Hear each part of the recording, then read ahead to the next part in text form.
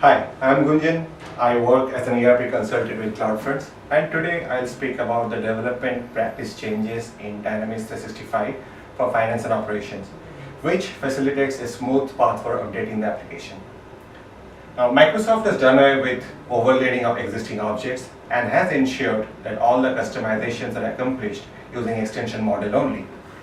If we look back at how customizations were done in previous versions like Dynamics 6 2012 or 2009, we used to modify the base objects directly. For an example, if we needed a new functionality to be added to vendors, we would modify the ventable object by adding a new field or modifying an existing method. This new field would have a new ID generated depending on which layer the modifications were done on.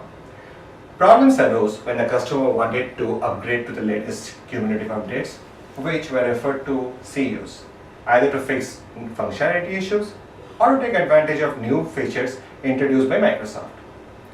In our example, if the new fields were added in the CU and conflicted with the existing changes, the developer would need to merge the code changes manually. This process was time consuming and was expensive from the customer point of view. With Dynamics 365 for finance and operations, every customization must be done using extensions. The extension can be envisioned as a layer on top of existing objects in the system. This ensures that whenever Microsoft releases a new update, there are no conflicts present in the existing elements. An update can be applied directly using lifecycle services or LCS without the hassle of merging code, as was the case with the earlier versions.